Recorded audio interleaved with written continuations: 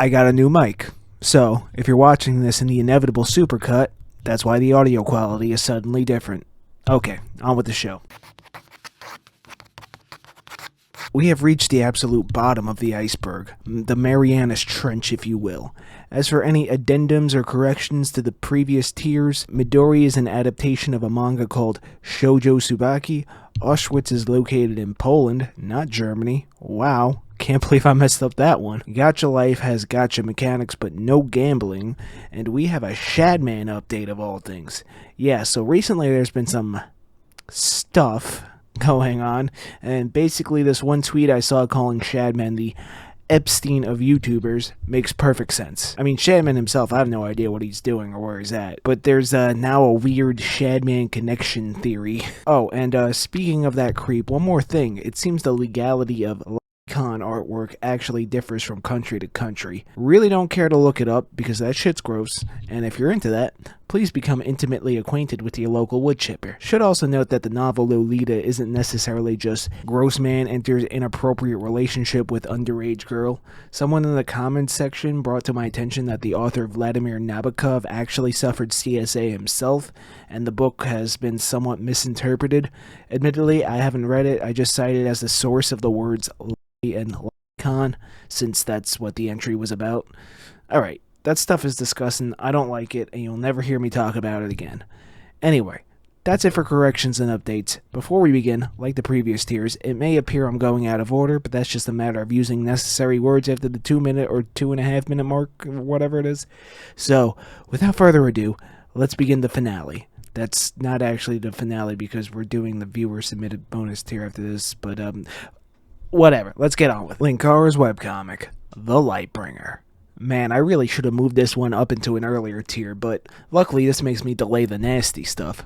Good lord, a red dollar sign would be on me like a fly on shit if I started with Vanessa Tiegs. Anyway, Linkara, The Lightbringer. I'm the Lightbringer.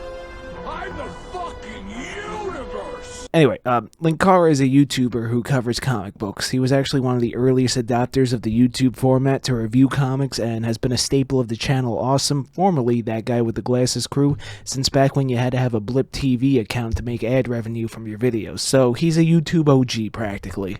As such, he falls into the angry reviewer genre, or at least adjacent to it, popularized by James Rolfe, better known as the Angry Video Game Nerd, in the mid-2000s, which is 20 years ago now. Fuck, I'm old. So, Linkara loves his superhero comics. No matter what you say about him or his shenanigans, which I'll briefly cover, you can't deny that. So, he made one himself, and, it was bad. Really, really, really bad. It was so bad, in fact, I did an entire review on my series of videos where I review controversial or notoriously awful webcomics. If you want the full review, check out the card and I'll add it to the end screen. But the long and short of it is that it's a very, very generic superhero comic book. Like, it literally feels like AI in terms of writing. The art is rather crude and definitely more toward a beginner style, which actually was altered in the last few chapters where he hired an artist and it shifted more towards a cartoony animated style. Think like those Western reboots of legacy shows that tried to feel like anime from the early and mid-2000s, like He-Man and Ninja Turtles. That's the vibe the later chapters gave me. Linkara is mostly known for being the guy that the crew at Oni Plays likes to poke fun at a lot. Now, I'm not super well versed on the Oni Plays lore, but the guys are actually big fans of the channel Awesome and That Guy with Glasses crew. One of them does a really good impression of Linkara and often refers to him as The Lightbringer in a tongue-in-cheek way.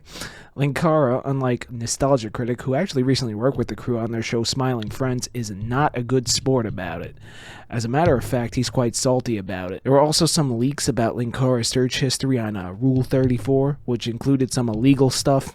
No lollies, but we got dead bodies and non-con, as well as the green M&M. Well, I mean, fair.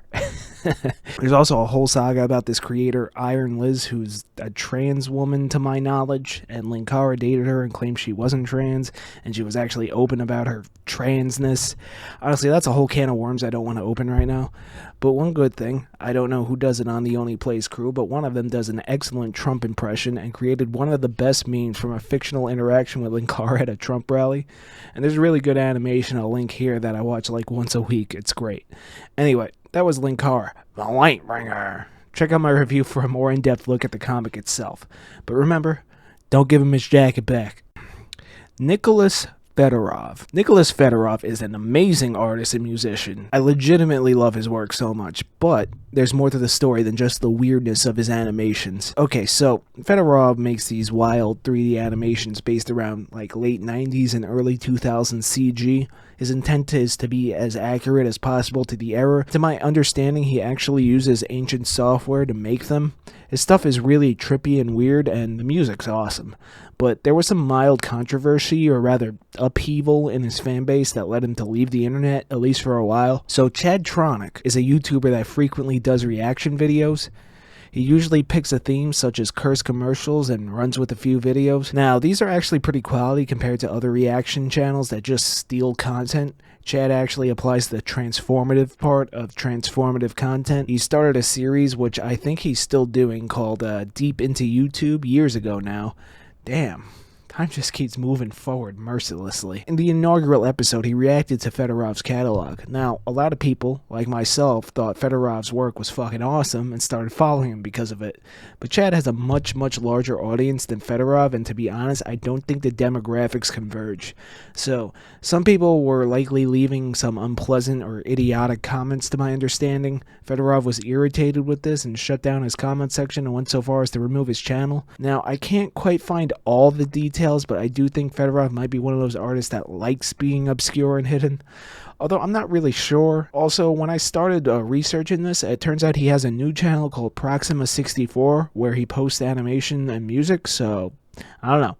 Maybe he just wanted to shake the Chadtronic stands or something. Who knows? Anyway, it's cool stuff. Check it out, especially if you grew up in the 90s and early 2000s. Moving along. Countryhumans. So, I touched on this briefly in the DeviantArt entry all the way back in the first tier, so Countryhumans is actually an evolution of Country Balls. Country Balls, which itself was a riff on Poland Ball.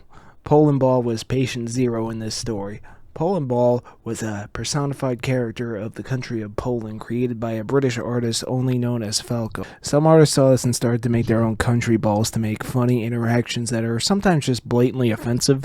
Eventually this evolved into Countryhumans, which is a bunch of yaoi-loving artists that like to make gay ships of various personified countries. And yeah, it's quite the rabbit hole. Honestly, just go read the wiki. This was a bit of a quick one, but I think it's a good one to break up all the awful stuff a bit. Solar Sands and Aziz both have a pretty good video on it. I only really put it down here at the bottom because of how offensive some of the comics can be. More so the balls than the humans. Honestly, I find it hysterical, but some people might be a bit sensitive to seeing their country turn into a yaoi farm. Anyway, that's the origin. I know I could go on and on, but the wiki is deep, so we're just gonna move on. Illymations versus Think Before You Sleep. Ongoing. Well, this was ongoing at the time of starting this iceberg, but it appears the dust has finally settled. So, Illymations versus Think Before You Sleep is an interesting case of what happens when you don't mind your own business. Honestly, I should really rename this Noah Samson versus Think Before You Sleep featuring Illymations, but I'm getting ahead of myself. This was actually pretty recent. So where do I start? I guess we'll start with TBYS, who I will be referring to as Sean from here on out due to the length of his username being inconvenient, okay? And his name is Sean. So, Sean runs a commentary channel. He also sounds like the physical embodiment of the nerd emoji. His content is what you would call anti-woke grifting. Oh boy, we're talking about politics again. So, in all honesty, I used to think that Sean's content was innocuous. It was right-leaning, but whatever. But in his last video at the time of writing this script, he claimed that autism is a, quote, fake disability. So, fuck that guy. Sounds like those alpha male douche influencers that claim depression doesn't exist. Alright, go ahead. Keep telling me how easy you got it and that everyone is born with the same advantages and privileges in life as you, despite luck being an extremely important factor. But, excuse me, I got sidetracked. Sorry, it pisses me off when people claim that certain, like, mental disorders don't exist. Like, fuck you. Anyway, Illymations is a YouTube animator, kind of falling into that storytime genre, where the creator will go over something that happened in their life and animate it. So, she made an animation about the fat acceptance movement and how she was for it. It should be noted this movement started out as body positivity and slowly morphed into fat acceptance. Body positivity is one thing, sure. Myself, and I'm sure you watching, don't think anybody should be judged with preconceived notions simply based on their physical appearance. However, the idea of fat acceptance is a bit of a double-edged sword. Like, I don't care if you're fat or whatever, but encouraging others to live an obviously unhealthy lifestyle is probably not a good idea. Should also be noted that a lot of prominent fat influencers, and yes, that's a thing, have passed away due to complications caused by or worsened by their obesity. But that's not what this entry's about. So, Illymations made an animation about the fat acceptance movement and basically just stated information that's just flat out incorrect. Like the infamous food is just food line where she proclaimed all food is the same, which is just blatantly untrue. Okay, there's a big difference between a salad and an Oreo, you know what I mean? Sean saw this video as an opportunity to gain more anti-woke brownie points rather than just being like whatever and moving on with his life like the majority of people who came across this video. So he went on about the inconsistencies in her logic but made a fatal error. For some reason, during this video, he went off the rails and started viciously attacking Illymation's physical appearance. If the video wasn't taken down, you can go watch it and find out what he said. I'm not putting a clip here because, one, he's just kind of being an asshole, and two, it might actually violate YouTube's bullying policy. But yeah, he just totally ripped into her mercilessly. Unsolicited, too. Now, Illymations herself tried to get Sean's video removed. However, it turns out she didn't even watch it, just that her friends brought it to her attention. Despite the segment of Sean relentlessly ripping into her appearance, there were some legitimate good counterpoints to the whole fat acceptance movement, but that one segment is probably enough where someone who might be a bit more sensitive might get very upset. Not me, I fucking love mean comments. They are so goddamn funny. Usually riddled with typos and grammatical errors, but funny nonetheless. Like, I expect to see some on this video, I can't wait. I'm always checking the hell for review section. Somehow, during this whole thing, Illymations got doxxed, which once again, I'll reiterate, I don't care how much you hate someone. Don't fucking dox people. Okay, I don't know what happened after that. She kind of leaves this story, moving on to the next chapter. Now enter Noah Samson. Now, I think Noah here might actually be the worst thing that BreadTube has to offer. If you don't know what a BreadTube is, well, basically it's an informal group of leftist content creators that preach stuff like communism and socialism with left-wing talking points. So the antithesis of the anti-woke grifter crowd. They're the pro-woke grifter crowd. And they go back and forth with each other, and everyone gets that sweet ad revenue and those cushy sponsorship deals. At the end of the day, it's all bullshit. Go live your life, man. Stop wasting your time with this. Anyway, if you're familiar with the Think Before You Sleep lore, him and Noah have had a beef that's been ongoing for like 4 years now. Unlike other woke and anti-woke creators who go back and forth clearly for the money, I believe these two legitimately hate each other so much. So, Noah Samson saw Sean's video and got to work on his next attack. And then it was another wave of back and forths. Like, would you guys just fight for real already? Do this stupid YouTube boxing thing or whatever. I want to see both of them get hit. Eventually, Sean's channel got a strike, and I'm pretty sure his original reaction to Illymations was removed. But give it time. I'm sure within a few months, Noah and Sean will be at it again. It's all so exhausting. This is why I sidestepped the political aspect of some of these. It's all bullshit. Everyone's just trying to make money by making people mad or sad. Me? I'll admit I'm a grifter. An art grifter. All I want is for people to see and enjoy my artwork and content. That's it. Maybe make a few bucks. This political discourse stuff is for mental patients, man. And honestly, you take one misstep, you might end up in court. Speaking of things that might have ended up in court, Amanda Darko versus Spencer's Gifts. Alright, so I couldn't find a lot of info on this, but I remember this happening in real time, so that's why I put it on the Iceberg, because I've been a fan of this artist for years, so bear with me, this one is very surface level. I mean, they're all kind of surface level, but this one, I really don't have a lot of details. So Amanda Darko is a popular and talented artist who works in a genre one would call spicy. Yeah, she draws hentai. Okay? But she's a really good artist. This artist, right here. Good stuff. One of my favorites. Check out the, cool little, holographic effect she put on this one. Isn't that awesome? Anyway, we'll get back to her in a bit. Spencer's Gifts is a well-known store that's sort of like a Hot Topic and a gag gift store rolled into one. And for any Europeans watching, a Hot Topic was a place where mid-2000s scene girls gathered to purchase My Chemical Romance CDs and Nightmare Before Christmas t-shirts. Side note, bro, I literally don't get why My Chemical Romance was so big when they sounded exactly the same as every other pop-punk band of the era. Like, was it because the singer's Joe Rogan's cousin or something? Is there like a Rogan special sauce or something? I don't get it. They don't sound anything special to me. Anyway, I'm getting sidetracked. Now Spencer's Gifts sells goofy-ass t-shirts with artworks on them. Amanda Darko is probably most known for drawing the Thick Bubble Boy or her character Ramen Chan. I have to put a censored version on screen because nipples are scary.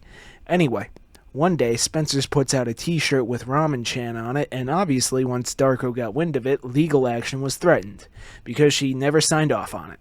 To my knowledge, I believe they settled out of court and now she's rightly receiving royalties, but while researching this, I discovered something, and I can't quite entirely confirm it. So apparently Spencer's Gifts has a habit of stealing artwork to put on t-shirts and prints. Now, I only have some surface level evidence, but from what I've seen, they've been sued for this stuff before. Again, I can't find much more than hearsay on the whole situation, but mega companies stealing from independent artists is something that happens far more than it should. I don't know, guys. Personally, I'd recommend keeping an eye on your work and seeing if it's popping up anywhere else, especially in AI training data, but I've been over AI on this channel ad nauseum, alright? I'm done with that already. Maybe. If you're really concerned about your art being stolen, you can either use watermarks or only upload images at 72 dpi. Just so you know, if you're unfamiliar with the printing process, anything under 300 dpi, which is dots per inch, will be too low res to print. 72 dpi is the standard for screens. My recommendation for any digital artist watching this is to work in 300 dpi so you can print later if you want to, but export your file in 72 dpi to post online. Or you can slap a watermark on it, but personally I find that a bit gaudy. As for Amanda Darko, she's still making great D-Gen artwork. Give her a follow if you're 18 or older and like women with thighs the size of tree trunks. Well, it's finally time. I have to talk about Vanessa Tiegs. I don't want to talk about Vanessa Tiegs. Alright, but before I do, if you're enjoying this video over a meal in advance, I am sorry. Periods. A natural part of life for half of the world's population. A completely normal thing that occurs in every woman's life. So let me ask you something. What happens when a spiritualist on her period meets the art world? So I've already covered blood painting when I went over the Maxime Tacardi entry, but let me ask you something. Where would a woman be able to draw blood from in order to use this paint that a man can't? A vagina. Well, Tiegs, she paints with her period blood. Yeah, so, I think she was trying to express that periods are like a natural part of life or something, but, you know, so is pooping. Her series of paintings done with her menstrual blood is entitled Menstruala, sort of a play on the word mandala. Anyway, I'm actually kind of surprised that there aren't, like, any videos covering her work. I was considering trying to get a guest to come on and take this entry away from me. Preferably a female creator, because this is a matter of, well, it's not really my say. Was considering reaching out to Scumbagovich because this is her wheelhouse anyway, but I'm kind of intimidated by her sub count. Help me catch up there because I would love to collab with her on something in the future. She's great, by the way. Check her out if you don't know her. S-tier YouTuber. But that aside, Tiegs herself does have a YouTube channel. There's a slideshow as well as an interview. And in the interview, which I unfortunately listened to, it's disclosed that apparently she has a master's degree in women's spirituality, which, you know when boomers say that repetitive joke about lesbian basket weaving degrees? That's what they're talking about. And that's about it. I feel like her work is infamous, but she isn't very well known herself. After going through the interview, which I'll link in the description below if you want to hear it, it turns out she's into moon cycle astrology stuff, which isn't surprising considering what her master's degree is in. I listened to the interview, and the whole theme of the Menstruala art pieces seemed to be about all the various cycles in life and how beautiful she finds the renewal in her menstrual cycle. To tell you the truth, personally, in my opinion, honestly, It sounds like a bunch of hokey, ooh, new age spiritual bullshit to me. But I guess she had more intent behind the pieces more than the shock factor. Look, I'm a pretty open-minded guy, especially when it comes to artistic expression. Now, would I lump this in with poop and pee art? Maybe. I don't know. I'm a pretty big fan of Maxime Tacardi, who paints in his own blood all the time. I mean, for Tiegs, it just comes out in a different way, I guess. I don't know. What do you guys think? Let me know in the comments. It'd be interesting to see your takes, especially considering based on my analytics, my audience's gender is practically 50-50 now. But I'd equate this kind of medium to a male artist using his semen to create artwork, you know? It's just like, I really care how you rationalize it. It's kind of nasty, no? Well, we'll leave the debate on this to the comments section. We're just going to move on. Alright, before we proceed to the final tier, I just want to say, if you've been here since the start of the Iceberg, thank you so much for joining me in this descent into absolute madness. I thought this idea would only get a couple hundred views, but after I posted tier 2, the channel absolutely blew up. Sure, I may not have those big-ass YouTuber numbers, but compared to my channel's engagement prior, it's night and day. I am no longer screaming into a void, and it's all thanks to you, dear viewer. So, I just want to interrupt here and say truly and honestly, thank you. Really, thank you. I appreciate it a lot, and now I have to talk about one of the most insane prison breaks in U.S. history. Richard Matt. The year, 2015. Location, Clinton Correctional Facility, New York. Objectives, escape. A darkness returned to the land of the free on June 6. Okay, I'm going to drop the spooky narrator thing. So, Richard Matt, with accomplice David Sweat, managed to escape from the Clinton Correctional Facility on June 6, 2015. So for background, Richard Matt was a career criminal, a real Johnny in and out, burglary, theft, assault, and even non-consensual relations. God, I fucking hate YouTube. But what did him in was a murder conviction. He kidnapped a former boss, a man by the name of William Rickerson, and demanded to know where some money was stashed. He and his accomplice Lee Bates killed him and dismembered him. A year later, Matt committed a second murder. Charles Arnold Perrault. Forgive me if I mispronounce. He was caught and sentenced to 25 years to life with no parole.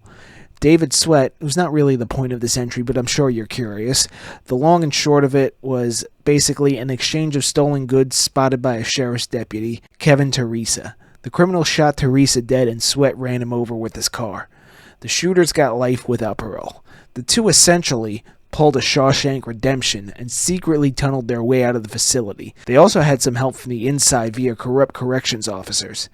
Let me tell you, I remember when this happened. This was like 24/7 coverage, even more so for me as a New Yorker. Like, this was non-stop. Richard Matt was killed in Franklin County, New York, where he was spotted with a shotgun trying to kill a driver of a passing vehicle, most likely to steal the car and escape. This was on June 26th, 20 days after the escape. David Sweat was soon after captured on the 28th, and that was the end of that prison break. Still, it took nearly a month to get them both. What a wild story. So, what does this have to do with art, you're probably asking? Well, turns out, while locked down, Richard Matt took up painting. His genre was portraits, particularly of famous people. His style was realism.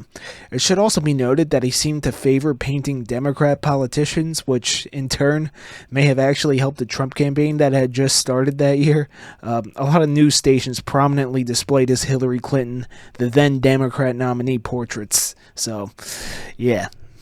But we're almost done talking about politics. We're gonna touch on them once again in the next entry, but for the rest of this entry, it is a strange turn of events that a murderer who escaped from prison suddenly had his body of artwork put in the limelight. Richard Matt was a scumbag, much like his escape partner David Sweat, but I believe we've reached another usage of the age-old question: can you really separate art from artist? If I showed you these portraits with no context behind them, rather than giving you the entire backstory, would you have liked them?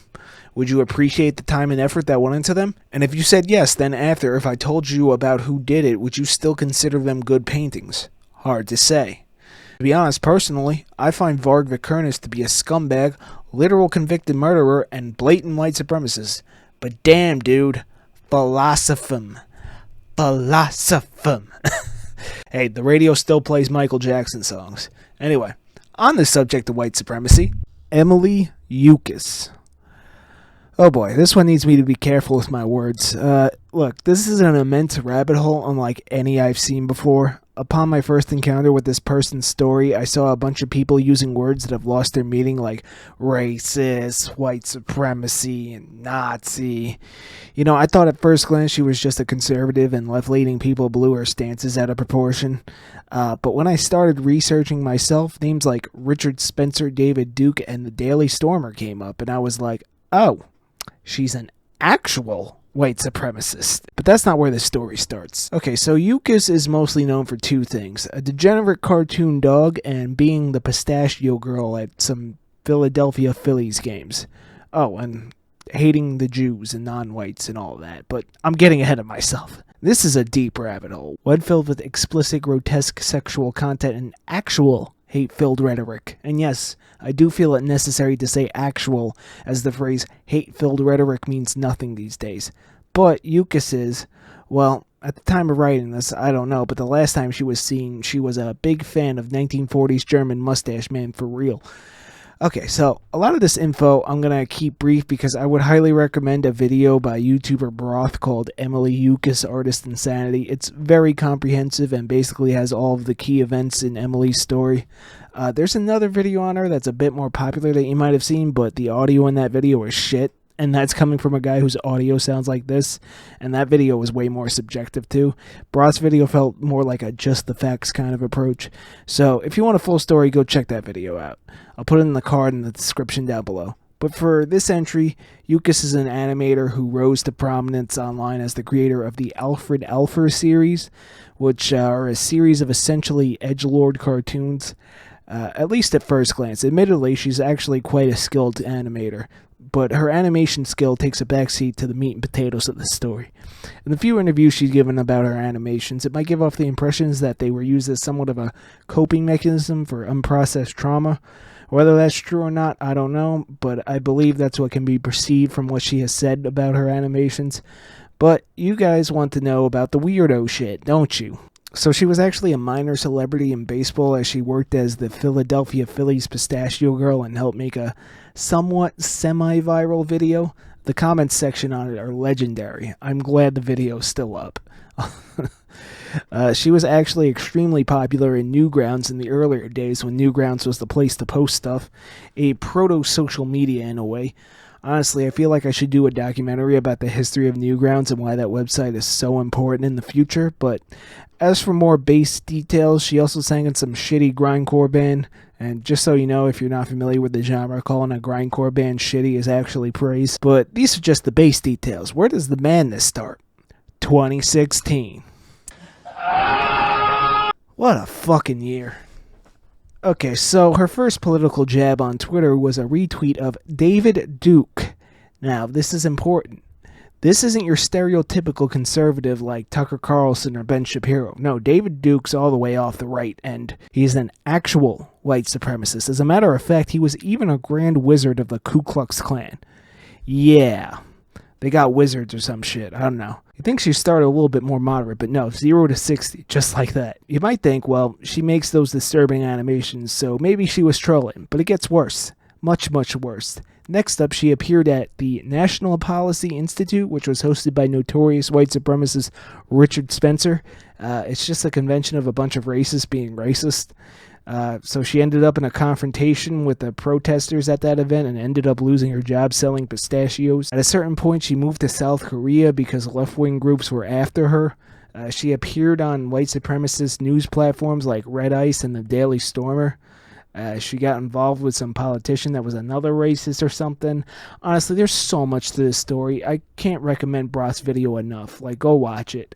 I got a lot of the info in this entry from it as well. This is sort of meant to be like a base overview to make you guys aware of these people and their weird shenanigans. You know? Anyway, I'm getting tired of talking about a racist, so let's just talk about Chris Chan the good ending. Kind of. We'll see. JustinRPG. You know, when I started this Iceberg, I thought JustinRPG was a bit obscure, but since starting, I feel like more people have been made aware of his existence. So, how does he fall into the artist category? Well, technically, he's an artist since he makes photo montages, often incorrectly called collages, of himself and his fictional harem. Now, you might be thinking, okay, so he's got some 2D waifus he likes. Big whoop. Oh, so do I. Look at this shelf right here. But Justin is a bit different. Justin is often referred to as Christian if he didn't feed the trolls, basically. So, Justin has autism, the noticeable amount on the spectrum. He's also a vor fetishist. What's vor? Oh, sweet child, you are far too young to be watching my content. Go play Fortnite and skibbity your Ohio toilets or whatever the fuck y'all do. For the adults remaining in the room, anyone that has been deep into DeviantArt knows about two seemingly obscure fetishes that aren't so obscure anymore, mostly due to cursed DeviantArt posts. Those two being inflation, which we covered with Andrew Dobson, who, stay tuned, we'll be taking a look at his comics in detail in a future video, and the other fetish being vor. In short, vor is people that get turned on by being eaten. You know, like cannibalized. Yeah, it's a thing. Anyway, Justin is considered an artist for his weird photo mashups of himself and his harem of monsters he likes, particularly Reshiram from the Pokemon series. Was like the size of a skyscraper or something. Like, y'all Zoomers gotta help me out here. I only know up to Gen 2. Last one I played was Crystal, and that was when it was new. Fuck, I'm old. Honestly, aside from engaging and occasionally yelling at people online, Justin doesn't really feed the trolls and is mostly harmless. His art pieces are why he landed in this Iceberg, but his music is straight fire. Human, as long as you love each other, love each other, love each other, love each other, love each other. Love each other, love each other, love each other, love each other, love each other. Sing with me, Reshiram. Love, love, love. So yeah, that particular segment of that particular track is a bit infamous and spawned the love each other meme. It's a rare meme, but you know it when you see it. If you want further reading into JustinRPG, rather than me being like, if he makes these weird edits and wants to be vored by Pokemon, you know, with like a little bit more details, I'd recommend Scumbagovich's video on it. Also, Magic Mush did a video on him not that long ago, but also talked about another degenerate Pokemon fan called Pampered Shoe. If you don't know, trust me, you absolutely don't want to know. Not now. Not ever. But yeah, I'll link those in the description below so you can get a little bit more details on this guy. But yeah, the long and short of it, he's basically Christian if he didn't feed the trolls with a vor fetish that's obsessed with fictional Pokemon Reshiram. That's the long and short of it. Anyway, there's tons of weird edits he did, and there's plenty more people that have done better videos on the guy. I mean, fetishes are what they are, you know, whatever. As long as you ain't hurting anybody, I could care less, you know. Like, you King Pride flag fly, whatever. I just find Justin a bit of an oddball is all, you know. Do I like his pieces? No, they're fucking terrible. Not even shop that good. Anyway, on to another guy that makes terrible artwork. John, F-tier art YouTuber. John is a terrible art YouTuber. He makes these videos of himself drawing and no one watches them, so he decided to branch out and try a different style of video, including shitposts and commentaries. His commentaries seem to be quite successful depending on the timing and subject. However, like most commentary content, it's quite expendable and decays into disposable garbage over time. Shitposts were okay, but usually only did well in a matter of timing, particularly his Creepshow art shitpost when that whole thing was going down. He's also recently expanded into doing art documentary style videos, starting with his The Dark, Weird, and Controversial Artist Iceberg series. This video series definitely catapulted him out of the depths of YouTube, although only a little bit. He's still a relatively small YouTuber, but for very apparent reasons. Some of his videos could definitely use more research, especially these art documentary style videos he's been dipping his toes in. Some of the commentary content is a bit too diplomatic and feels like some enlightened centrist comments are warranted. His comic reviews are simplistically edited, which is not good for a nation of overstimulated youth. He says fucking shit too much in his videos, which is obviously bad for the channel, despite YouTube giving an okay if it's minimal and a few minutes in. But that's forgivable. He's a fucking New Yorker after all. But there's one thing that's killing his channel that he refuses to give up on. Ever since the initial boom of his Iceberg videos, he's still been posting drawing videos that only 1/4 of his audience actually watches. These videos continue to underperform, yet John still posts these videos. Why? Maybe it's because he intended to start out as an art channel and stay that way, but the viewers came for other things. I believe he's experiencing the Geno Samuel effect, which I like to call it. If you're unaware, Geno Samuel is a musician. A very talented one that makes some bangers, I might add. But that's not what people want from Geno, no. Geno started a series called The Comprehensive History of Christian, a very well-produced, well-researched, and well-received docu-series about the life of infamous lolcow Christian. He started this on his second channel, which has 70% more subscribers than the main one he posts his music. I cannot speak personally for Geno, but I'm sure there's a part of him that would rather be known as a musician than that Christian guy. And maybe, just maybe, John doesn't mind doing these Iceberg videos or documentaries, but perhaps would rather be known as an artist rather than an art documentarian. Perhaps part of him is fine with doing these kinds of videos you're watching now. Perhaps not. If he doesn't make these documentary-style videos or these commentary videos, his content doesn't perform. If he does, the content performs. But it's not necessarily what he wants to do, so he's split. Does he do what he wants or do what the people watching want? Who knows? He certainly doesn't. And how do I know? It was me, Barry. It was me the whole time. Or maybe I'll just troll you. I don't give a shit about video performance. I'm just going to make what I want, you know. Maybe. Anyway, guys, that's the end of this Iceberg, so let's wrap this one up. So, that concludes the initial dark, weird, and controversial artist Iceberg, but it ain't quite over yet. I have been compiling suggestions from the comments section as well as a few obvious ones I missed, like Ken Penders and Dolly Flesh, to make one more bonus tier. I will put the tier on screen now. If you have any suggestions to add before I start making that video, please leave them in the comments below. So stay tuned for the true finale. And I just want to say again, thank you guys all so much for the support on the channel and watching all of the videos. Extra special thanks to the viewers that checked out the non-Iceberg videos I have on the channel as well. This has been quite the ride, but we're still got one more left. So make sure you subscribe so you don't miss it. But before you go, I just want to say thank you for watching this video.